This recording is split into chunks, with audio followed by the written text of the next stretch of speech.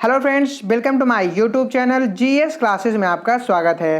Friends, आज के अपने इस वीडियो में TGT PGT sociology practice set number 24 को सॉल्व करेंगे। ये प्रैक्टिस सेट बिल्कुल ही सिलेबस के अकॉर्डिंग तैयार किया गया है, तो वीडियो को पूरा देखिएगा। और हाँ, अगर आपको वीडियो पसंद आए तो वीडियो को लाइक ज़रूर करिएगा। फ्रेंड्स, आपका एक लाइक हमें बहुत ज़्यादा मोटिवेट करता है, तो आप वीडियो को पूरा देखने के बाद वीडियो को लाइक ज़रूर कर दीजिएगा। तो चलिए सॉल्व करते हैं आज के प्रैक्टिस सेट नंबर 24 के क्वेश्चन नंबर 1 को।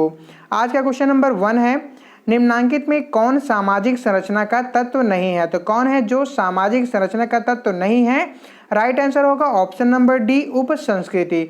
यह जो उप संस्कृति है यह सामाजिक संरचना का तत्व नहीं है। किसी समाज की संपूर्ण संस्कृति के एक भाग को उप संस्कृति कहा जाता है, जो बृहद संस्कृति से किन्हीं बातों जैसे भाषा, रीति रिवाज, मूल्य, सामाजिक मानदंड तथा जीवन शैली में भिन्न होती है। इस अवधारणाओं का प्रयोग अपराधों में एवं उपचारों की व्याख्या तथा युवा संस्कृति के अध्ययनों में विशेष रूप से किया जाता है। तो इस क्वेश्चन का राइट आंसर हो जाएगा हमारा ऑप्शन नंबर डी। आज का हमारा सेकंड क्वेश्चन है, जो प्रतिमान स्थिर होते हैं तथा एक संस्कृति से दूसरे संस्कृति एवं एक युग से दूसरे युग में भिन्न नहीं होते हैं कहलाते हैं। तो क्या कहलाते हैं? राइट आंसर होगा ऑप्शन नंबर बी, सांस्कृतिक सार्वभौमिकताएं कहलाते हैं। वे विचार, आदतें तथा अनुबंधित संवेग जो किसी समाज के समझदार एवं वयस्क व्यक्तियों के लिए सामान्य होते हैं, संस्कृत सामान्य कहलाते हैं। मॉडर्न ने संस्कृत के कतिपय ऐसे सार्वमय तथ्यों की सूची दी है जो संसार के प्रत्येक मानव समूह के जीवन में मिलते हैं, जैसे नृत्य हो गया, लोकगीत, जादू, धर्म, खेलकूद, विवाह की रीतियां आदि। इनके जो है वास्तविक स्वरूपों में अलग अलग समाजों में भिन्नता हो सकती है। तो इस क्वेश्चन का राइट आंसर होगा ऑप्शन नंबर बी। आज का हमारा थर्ड क्वेश्चन है, परिवार को सामाजिक संस्था मान लेने पर निम्नलिखित में से क्या सत्य नहीं होगा? क्या सत्य नहीं होगा? राइट आंसर होगा ऑप्शन नंबर डी, माता पिता। परिवार को समिति मानने पर ही माता पिता क्या होते हैं? उसके अंग हो सकते हैं। संस्था नियमों एवं कार्य प्रणालियों की व्यवस्था है, अतः परिवार को संस्था मानने पर माता पिता उसके अंग नहीं हो सकते। ध्यान रखिएगा कि जो है परिवार को संस्था मानने पर माता पिता उसके अंग नहीं हो सकते हैं। माता पिता क्या होने पर उसके अंग, माता पिता किसके अंग हो सकते हैं? परिवार को समिति मानने पर ही माता पिता उसके अंग हो सकते हैं। इस क्वेश्चन का राइट आंसर होगा हमारा ऑप्शन नंबर डी। आज का हमारा अगला प्रश्न है, निम्नलिखित कथनों पर विचार कीजिए। तो यहाँ पे दो कथन दिए गए हैं। पहले को कथन ए से और दूसरे को उसके कारण आर से दर्शाया गया है। कथन ए कह रहा है कि संस्थाएं व्यवहार के वो प्रतिमान हैं जो कि निरंतर पुनरावृत्ति के रूप में प्रयोग के कारण आदत बन गई हैं, और इसका कारण कह रहा है कि संस्थाओं ने व्यक्तियों की सर्वाधिक महत्वपूर्ण आवश्यकताओं की पूर्ति में सहायता की है। क्वेश्चन क्या पूछ रहा है? क्वेश्चन कह रहा है कि नीचे दिए गए कूटों का प्रयोग कर सही उत्तर का चुनाव कीजिए। ऑप्शन नंबर ए है, ए तथा आर दोनों सही हैं तथा आर ए की सही व्याख्या है।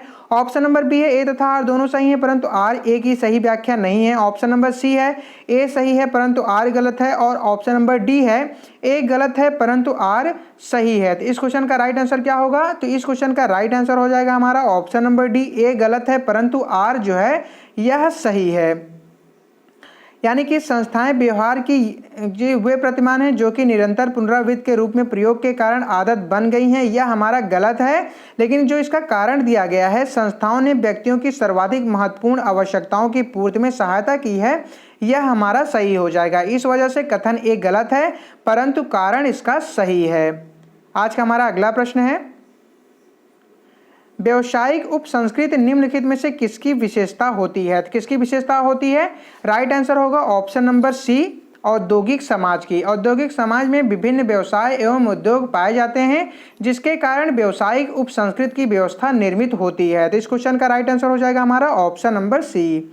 आज का हमारा अगला प्रश्न है, मैकाइवर के अनुसार राज्य के लिए निम्नलिखित में से क्या सत्य है? तो क्या सत्य है? राइट आंसर होगा ऑप्शन नंबर बी, मातृ समिति।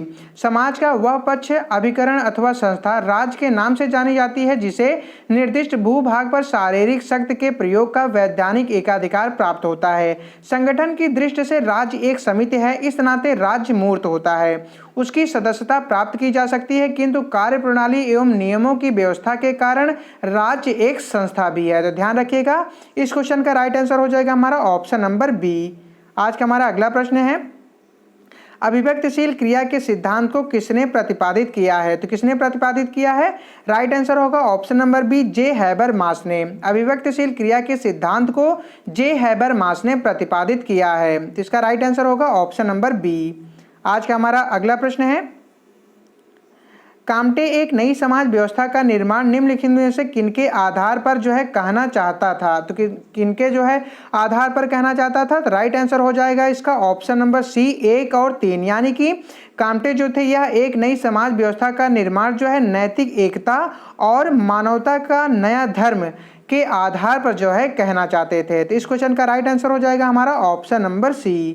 आज का हमारा अगला प्रश्न है, समाज अपने में ही एक संघ है या किसका कथन है? तो यह किसका कथन है? तो इस क्वेश्चन का राइट आंसर हो जाएगा हमारा ऑप्शन नंबर ए, गिडिंग्स का। गिडिंग्स के अनुसार समाज स्वयं संघ है, संगठन है, औपचारिक संबंधों का योग है जिसमें सहयोग देने वाले व्यक्ति एक दूसरे के साथ जुड़े हुए या संबद्ध होते हैं। तो इस क्वेश्चन का राइट आंसर होगा हमारा ऑप्शन नंबर ए। आज का हमारा अगला प्रश्न है, किसी क्रियाकलाप के चारों ओर संचित होने वाले अनेक संबंधित विशेष गुण कहलाते हैं एक संस्कृति। इस क्वेश्चन का राइट आंसर क्या होगा? तो इसका राइट आंसर हो जाएगा हमारा ऑप्शन नंबर डी, संकुल। सदरलैंड एवं वुडवर्ड के अनुसार संस्कृत संकुल संस्कृति तत्वों का वह संग्रह समूह है जो कि इनके अर्थपूर्ण ढंग से परस्पर संबंधित होने से बनता है। तो इस क्वेश्चन का राइट आंसर होगा हमारा ऑप्शन नंबर डी। आज का हमारा अगला प्रश्न है, फ्रेंड्स उम्मीद कर रहा हूं कि आपको वीडियो पसंद आ रहा होगा। अगर आपको वीडियो पसंद आ रहा है तो वीडियो को लाइक कर दीजिए, और हाँ, अगर आप हमारे चैनल पर पहली बार विजिट कर रहे हैं तो चैनल को सब्सक्राइब जरूर कर दीजिएगा। तो चलिए देखते हैं आज का हमारा नेक्स्ट क्वेश्चन। आज का हमारा नेक्स्ट क्वेश्चन है, सामाजिक घटना। क्या है हमारा नेक्स्ट क्वेश्चन? सामाजिक घटना की नाडेल की अवधारणा 3 मापदंडों पर आधारित है। निम्न में से कौन एक उसकी सूची में सम्मिलित नहीं है? तो कौन है जो उसकी सूची में सम्मिलित नहीं है? राइट आंसर होगा ऑप्शन नंबर डी, सामाजिक घटनाओं का जो है टिकाऊपन। सामाजिक घटना की नाडेल की अवधारणा जो है यह 3 मापदंडों पर आधारित है। इसमें यह जो सामाजिक घटनाओं का टिकाऊपन है यह सम्मिलित नहीं है। सामाजिक घटनाएं जो हैं यह व्यक्तियों के बीच होने वाले पुनरावृत्त अंतरक्रियाओं द्वारा निर्मित एक संस्थागत प्रतिमान है। व्यक्ति अपनी भूमिकाओं के अनुसार निरंतर परस्पर अंतरक्रियाएं करते हैं। ये क्रियाएं जो हैं व्यक्ति की मनोदशा तथा मानदंडों तथा मूल्यों प्रभावित होती हैं। तो इस क्वेश्चन का राइट आंसर क्या होगा? इसका राइट आंसर हो जाएगा हमारा ऑप्शन नंबर डी। आज का हमारा अगला प्रश्न है, समाज व्यक्तिगत विचारों के मध्य एक संबंध है, विचारक इंगित कीजिए। तो इसके विचारक कौन थे? तो इस क्वेश्चन का राइट आंसर हो जाएगा ऑप्शन नंबर डी, कूले थे। कौन थे? कूले थे। कूले के अनुसार समाज कोई अखंड अवस्था नहीं है, समाज के अनेक अंग होते हैं, ये अंग एक दूसरे से संबंधित हैं।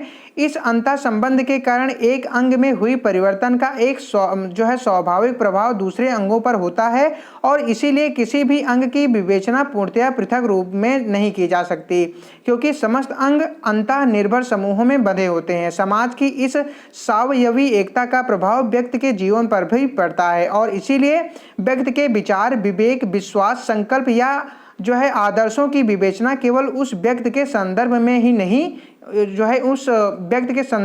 नहीं की जा सकती। तो इस क्वेश्चन का क्या राइट आंसर होगा? इसका राइट आंसर हो जाएगा हमारा ऑप्शन नंबर डी। आज का हमारा अगला प्रश्न है, स्वयं संपूर्णता को समाज की एक परिभाषित करने वाली विशेषता के रूप में कौन मानता है? कौन मानता है?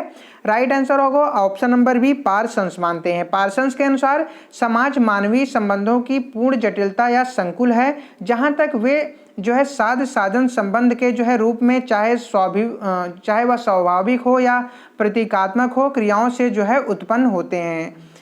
तो इस क्वेश्चन का क्या राइट आंसर होगा? इसका राइट आंसर होगा ऑप्शन नंबर बी, पार्सन। यानी कि स्वयं संपूर्णता को समाज की एक परिभाषा करने वाली विशेषता के रूप में पार्सन्स मानते हैं।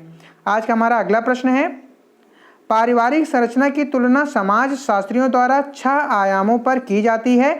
निम्न में से कौन एक उनमें सम्मिलित नहीं है? तो कौन सा है जो उनमें एक सम्मिलित नहीं है? राइट आंसर होगा ऑप्शन नंबर ए, पारिवारिक नीति। पारिवारिक संरचना की तुलना समाज शास्त्रियों द्वारा 6 आयामों पर की जाती है। पारिवारिक नीति पारिवारिक संरचना का जो है आयाम नहीं है। तो इसका राइट आंसर होगा हमारा ऑप्शन नंबर ए। आज का हमारा अगला प्रश्न है, समाजशास्त्र में प्रत्यक्षवादी दृष्टिकोण उस व्यवहार पर विशेष महत्व देता है जिसे, राइट आंसर होगा ऑप्शन नंबर डी, प्रत्येक रूप से अवलोकित किया जा सकता है। समाजशास्त्र में प्रत्यक्षवादी दृष्टिकोण उस व्यवहार पर विशेष महत्व देता है जिसे प्रत्येक रूप से अवलोकित किया जा सकता है। तो राइट आंसर होगा ऑप्शन नंबर डी। आज का हमारा अगला प्रश्न है, पार्सन्स ने सामाजिक नियंत्रण के कितने उपकरणों की विवेचना की है? तो कितने उपकरणों की विवेचना की है? राइट आंसर होगा ऑप्शन नंबर सी, टोटल 3 उपकरणों की विवेचना की है। पार्सन्स ने सामाजिक नियंत्रण के 3 उपकरणों की विवेचना की है। पहला कौन सा है? पहला है अनुनय। कौन सा है? पहला है अनुनय, दूसरा है पृथक्करण। कौन सा है? दूसरा है पृथक्करण, और तीसरा है जो है अवरोधक। तीसरा कौन सा है? तीसरा है अवरोधन। पहला है अनुनय, दूसरा है पृथक्करण और तीसरा है अवरोधन। पार्सन्स के अनुसार सामाजिक नियंत्रण की आधारभूत प्रक्रिया संस्थागत रूप से संगठित सामाजिक व्यवस्था की पारस्परिक क्रियाओं में ही जो है पाई जा सकती है। तो इस क्वेश्चन का राइट आंसर होगा हमारा ऑप्शन नंबर सी कि पार्सन्स ने सामाजिक नियंत्रण के जो है कितने उपकरणों की विवेचना की है? तो इन्होंने टोटल 3 उपकरणों की विवेचना की है। कौन कौन से? तो अनुनय, पृथक्करण और अवरोधन। बढ़ते हैं हम आज के अपने अगले प्रश्न की तरफ। अगला प्रश्न है हमारा, निम्न में से कौन सांस्कृतिक सापेक्षवाद को रेखांकित करता है? तो कौन सा है जो सांस्कृतिक सापेक्षवाद को रेखांकित करता है? राइट आंसर होगा ऑप्शन नंबर डी, सांस्कृतिक समानांतरवाद। प्रत्येक संस्कृति अपनी अपनी विशिष्ट परिस्थितियों के साथ जो है अपने ढंग से समायोजित करती हैं, अतः किसी एक संस्कृति का मूल्यांकन किसी अन्य संस्कृति के मानदंडों के अनुसार नहीं किया जा सकता। यह स्थिति सांस्कृतिक सापेक्षता कहलाती है। तो इस क्वेश्चन का राइट आंसर होगा हमारा ऑप्शन नंबर डी। आज का हमारा अगला प्रश्न है, मर्डन के अनुसार परिस्थिति की 3 जो है संबंध पक्ष हैं, निम्न में से सही उत्तर का चयन कीजिए। तो इसका राइट आंसर क्या होगा? इस क्वेश्चन का राइट आंसर हो जाएगा हमारा ऑप्शन नंबर सी, यानी कि भूमिका पुंज, परिस्थिति कुंज एवं परिस्थिति अनुक्रम।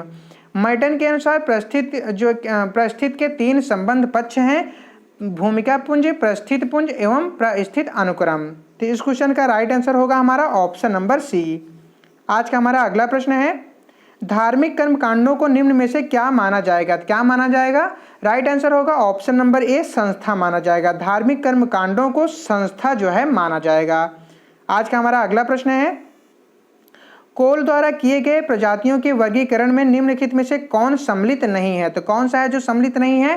राइट आंसर होगा ऑप्शन नंबर डी, गुलाबी। यह जो गुलाबी है यह कोल द्वारा किए गए प्रजातियों के वर्गीकरण में सम्मिलित नहीं है, जबकि पीत, श्याम और श्वेत ये तीनों ही कोल द्वारा किए गए प्रजातियों के वर्गीकरण में सम्मिलित हैं। तो इस क्वेश्चन का राइट आंसर क्या हो जाएगा? इसका राइट आंसर हो जाएगा हमारा ऑप्शन नंबर डी, गुलाबी। फ्रेंड्स, उम्मीद करता हूं कि आपको वीडियो पसंद आया होगा। अगर आपको वीडियो पसंद आया है तो प्लीज़ वीडियो को लाइक कर दें, और अगर आप हमारे चैनल पर नए हैं तो आप हमारे चैनल को जरूर सब्सक्राइब कर दें तथा बेल आइकन प्रेस कर दें ताकि आपको हमारे सभी वीडियो का नोटिफिकेशन मिलता रहे। तो चलिए हम आपसे मिलते हैं अपने नेक्स्ट वीडियो में, तब तक के लिए जय हिंद, वंदे मातरम।